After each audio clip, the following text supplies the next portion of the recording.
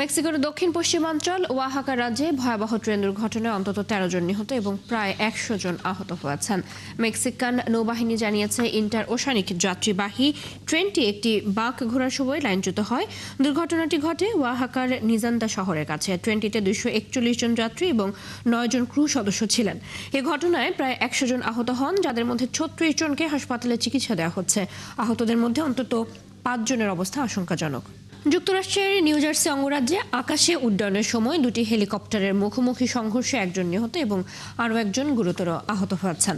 স্থানীয় কর্তৃপক্ষ জানায় রবিবার বেলা 11টার দিকে হ্যামন্টন মিউনিসিপ্যাল এয়ারপোর্টের আকাশসীমায় এই দুর্ঘটনা ঘটে। দুর্ঘটনার পর একটি হেলিকপ্টার দ্রুত ঘূর্ণায়মান অবস্থায় মাটির দিকে আছড়ে পড়ে। পরে পুলিশ ও ফায়ার সার্ভিসের সদস্যরা একটি হেলিকপ্টারে ছড়িয়ে পড়া আগুন নিয়ন্ত্রণে আনে। ইকুয়েডরের জনপ্রিয় তিমি পর্যবেক্ষণ কেন্দ্র পুয়ের্তো লোপেজে বন্দুকধারীদের হামলায় 6 জন নিহত এবং 3 জন আহত হয়েছে। এর মধ্যে 2 বছর বয়সী এক শিশুও রয়েছে। পুলিশ জানিয়েছে স্থানীয় সময় রবিবার দক্ষিণ পশ্চিম ইকুয়েডরে সমুদ্র সৈকতের পাশে পুয়ের্তো লোপেজে একটি ভ্যানগাড়ি এবং 2টি মোটরসাইকেলে আসা বেশ কয়েকজন বন্দুকধারী গুলি চালিয়ে পালিয়ে যায়। এ সময় হতাহতের ঘটনা ঘটে।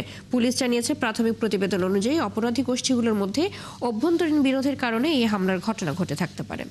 রাশিয়া ইউক্রেন যুদ্ধ থামবে কিনা তা কয়েক সপ্তাহের মধ্যে বোঝা যাবে বলে মন্তব্য করেছেন মার্কিন প্রেসিডেন্ট ডোনাল্ড ট্রাম্প। রবিবার যুক্তরাষ্ট্রের ফ্লোরিডায় ইউক্রেনের প্রেসিডেন্ট ভলোদিমির জেলেনস্কির সাথে এক যৌথ সংবাদ সম্মেলনে এই কথা বলেন ট্রাম্প। এ সময় জেলেনস্কি বলেন, যুদ্ধ পরবর্তী ইউক্রেনের নিরাপত্তার নিশ্চয়তা নিয়ে একটি সিদ্ধান্তে পৌঁছানো গেছে। এদিকে রুশ প্রেসিডেন্ট ভ্লাদিমির পুতিন হুঁশিয়ারি দিয়ে বলেছেন, ইউক্রেন শান্তি আলোচনায় আগ্রহী না হলে বল প্রয়োগ করে নিজেদের লক্ষ্য পূরণ করবে রাশিয়া। সৃষ্টি ঘটকের রিপোর্ট। আবারও ইউক্রেনের প্রেসিডেন্ট ভলোদিমির জেলেনস্কির সঙ্গে বৈঠক করেছেন মার্কিন প্রেসিডেন্ট ডোনাল্ড ট্রাম্প। রবিবার যুক্তরাষ্ট্রের ফ্লোরিডা অঙ্গরাজ্যের অবকাশ যাপন কেন্দ্র মারে লাগোতে বসেন দুই নেতা। বৈঠক শেষে এক যৌথ সংবাদ সম্মেলনে ট্রাম্প জানান, ইউক্রেনের যুদ্ধ থামবে কিনা তা কয়েক সপ্তাহের মধ্যেই বোঝা যাবে। সবকিছু ভালোভাবে এগোলে কয়েক সপ্তাহের মধ্যেই ইউক্রেন যুদ্ধ বন্ধে চুক্তি হয়ে যাবে, আর খারাপভাবে এগোলে দীর্ঘ সময় লাগতে পারে। তবে এই যুদ্ধ দ্রুত বন্ধ হওয়া জরুরি। দ্বিতীয় বিশ্বযুদ্ধের পর এটি সবচেয়ে ভয়াবহ যুদ্ধ। সংবাদ সম্মেলনে জেলেনস্কি বলেন, ট্রাম্পের সঙ্গে বৈঠকটি ছিল খুবই ফলপ্রসূ। আজকের বৈঠকটি অত্যন্ত ভালো ছিল। বিভিন্ন বিষয়ে আমাদের আলোচনা হয়েছে। 20 দফা শান্তি পরিকল্পনার বিষয়ে আমরা 90% একমত হতে পেরেছি এবং যুক্তরাষ্ট্রের কাছ থেকে শতভাগ নিরাপত্তার নিশ্চয়তা পেয়েছি।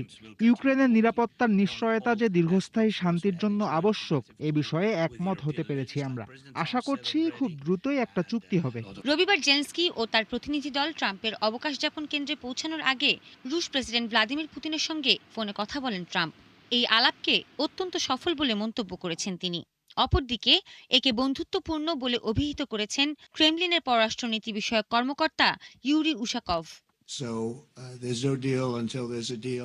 এর আগে ইউক্রেন শান্তি আলোচনায় আগ্রহী না হলে শক্তি প্রয়োগের মাধ্যমেই নিজেদের সব লক্ষ্য পূরণ করবে রাশিয়া, এমন হুঁশিয়ারি দিয়েছেন রুশ প্রেসিডেন্ট ভ্লাদিমির পুতিন। শনিবার রাষ্ট্রীয় সংবাদ মাধ্যম তাসকে দেয়া এক বক্তব্যে তিনি কথা বলেন। এদিকে শান্তি আলোচনার মাঝেও থেমে নেই ইউক্রেনের রুশ বাহিনীর হামলা। রবিবার রাশিয়ার সামরিক কমান্ডাররা পুতিনকে জানিয়েছেন, ইউক্রেনের পূর্বাঞ্চলীয় দনেস্ক অঞ্চলের কয়েকটি শহর দখল করেছে তারা। এছাড়া জাপোরিজিয়া অঞ্চলের 2টি শহরও রাশিয়ার নিয়ন্ত্রণে এসেছে বলে জানানো হয়। তবে ইউক্রেনের সামরিক বাহিনী এ শহর 2টি দখলের রুশ দাবি প্রত্যাখ্যান করেছে। সৃষ্টি ঘটক, 71। সিরিয়ার বিভিন্ন শহরে দেশটির নিরাপত্তা বাহিনীর সাথে আলাউইদ সম্প্রদায়ের সদস্যদের সংঘাত ছড়িয়ে পড়েছে। রবিবার এই সংঘর্ষে অন্তত 3 জন নিহত হয়েছে, আহত হয়েছে আরও অর্ধশত মানুষ। সংবাদ মাধ্যম আল জাজিরা জানিয়েছে, ক্ষমতাচ্যুত প্রেসিডেন্ট বাশার আল আসাদের সশস্ত্র বাহিনী থেকে আটক কর্মকর্তাদের মুক্তি এবং চাকরিতে পুনর্বহালের দাবিতে বিক্ষোভ করছে আলাউইদের শত মানুষ। বিক্ষোভের এক পর্যায়ে নিরাপত্তা বাহিনী তাদের উপর গুলি চালালে হতাহতের ঘটনা ঘটে। সোমালিল্যান্ড ইস্যুতে ইসরায়েলকে সতর্ক বার্তা দিয়েছে ইয়েমেনের বিদ্রোহী গোষ্ঠী হুতি। সোমালিল্যান্ডে ইসরায়েলের যে কোনো উপস্থিতিকে সামরিক লক্ষ্যবস্তু হিসেবে বিবেচনা করা হবে বলে জানিয়েছে হুতি প্রধান আব্দুল মালিক আল হুতি। 2023 সাল থেকে ইরান সমর্থিত হুতি বিদ্রোহীরা লোহিত সাগরে ইসরায়েলি সংশ্লিষ্ট জাহাজগুলোতে নিয়মিত হামলা চালিয়ে আসছে। সোমালিল্যান্ডের উপকূল রেখা থেকে হুতিদের মূল ঘাঁটি হোদেইদার দূরত্ব 300 থেকে 500 কিলোমিটার। তাই সোমালিল্যান্ডে ইসরায়েলের যে কোনো উপস্থিতিকে সামরিক লক্ষ্যবস্তু হিসেবে বিবেচনা করা হবে বলে জানান হুতি প্রধান। গাজা ইসরায়েলের চলমান আগ্রাসনে ফিলিস্তিনি সাংবাদিকদের পরিবারের সদস্যদের পরিকল্পিত পরিকল্পিতভাবে লক্ষ্যবস্তু করা হচ্ছে বলে অভিযোগ করেছে ফিলিস্তিনি সাংবাদিক ইউনিয়ন। সংগঠনটি তথ্যমতে 2023 সালের অক্টোবর থেকে শুরু হওয়া ইসরায়েলি হামলায় এখনো পর্যন্ত ফিলিস্তিনি সাংবাদিকদের অন্তত 706 জন স্বজন নিহত হয়েছেন। ফিলিস্তিনি সাংবাদিক ইউনিয়নের ফ্রিডমস কমিটির এক প্রতিবেদনে বলা হয়, সাংবাদিকদের কণ্ঠ রুদ্ধ করতে ইসরায়েল পদ্ধতিগতভাবে তাদের পরিবারের সদস্যদের ওপর হামলা চালাচ্ছে। পুরো বছরটাই গাজার মানুষের জন্য ছিল দুঃসহ। তাদের যুদ্ধস্মৃতির সবচেয়ে ভয়ানক সময়টা ছিল 2025। শেষ পর্যন্ত গত 10 অক্টোবর গাজার যুদ্ধবিরতি প্রথম ধাপ শুরু হয়। এই ঘোষণায় কিছুটা আশার আলো দেখতে শুরু করেন গাজার বাসিন্দারা, কিন্তু বাস্তবতা একেবারেই ভিন্ন। যুদ্ধবিরতির শর্ত অনুযায়ী হামাস জীবিত জিম্মি এবং একজন বাদে সব জিম্মিদের মরদেহ ফেরত দিলেও ইসরায়েলি বর্বরতা থামেনি। গাজার মানুষের সারা বছরের গল্পটা শারমিন স্বপ্নার রিপোর্টে।